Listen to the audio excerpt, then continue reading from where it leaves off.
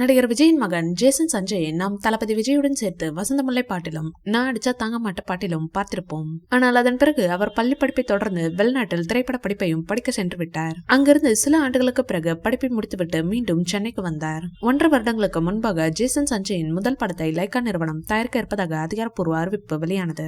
இதையடுத்து அவர் யாரை தன் படத்தில் ஹீரோவாக ஆக்க இருக்கிறார் என்ற எதிர்பார்ப்பும் எழுந்தது. கிடப்பில் போடப்பட்ட இந்த படம் மீண்டும் சில மாதங்களுக்கு முன்பு உயிர் பெற்று மடமடவென வேலைகள் தொடங்கின.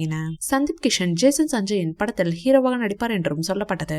அந்த தகவல் தற்போது அதிகாரப்பூர்வமாக அறிவிக்கப்பட்டுள்ளது. இந்த படத்தின் டைட்டில் மற்றும் டீசரை தளபதி விஜய் மற்றும் சங்கீதா இருவரும் சேர்ந்து வெளியிட உள்ளனர். இதனையடுத்து விஜய் வீட்டில் ஒரு நல்ல விஷயம் நடக்க இருக்கிறதாம். அதுவும் ஜேசன் சஞ்சயின் கல்யாணமாம். அதற்கான வேலைகள் நடந்து வருவதாக தகவல் வெளியாகி உள்ளது. சமீபத்தில் அவர் காதலித்த பெண்ணுடன் நிச்சயதார்த்தம் நடந்ததாக தகவல் வெளியாகி உள்ளது. கூடிய விரைவில் அதிகாரப்பூர்வ அறிவிப்பும் வெளியாகுமாம். தளபதி விஜய் தற்போது ஹெச் வினோத் இயக்கத்தில் தன் கடைசி திரைப்படத்தில் நடித்து வருகின்றார். கோட் படத்திற்கு பிறகு தளபதி விஜய் ஹெச் வினோத்தை தன் அடுத்த பட இயக்குநராக தேர்வு செய்தார். அது மட்டுமல்லாமல் தன் கடைசி பட இயக்குநராகவும் ஹெச் வினோத்தை தேர்வு செய்தார். தளபதி விஜயின் கடைசி திரைப்படத்தை இயக்க பல இயக்குநர்கள் போட்டி போட்டனர். கிட்டத்தட்ட 10 இயக்குநர்கள் பெயர்கள் அடிபட்டது. அது மட்டுமல்லாமல் தளபதி விஜயின் கடைசி படம் இது என்பதால் படத்தின் மீதான எதிர்பார்ப்பு டபுள் மடங்காக உள்ளது. இந்நிலையில் சில தினங்களுக்கு முன்பு இப்படத்தின் டைட்டில் போஸ்டர் வெளியானது. இப்படத்திற்கு ஜனநாயகன் என பெயர் வைக்கப்பட்டுள்ளது.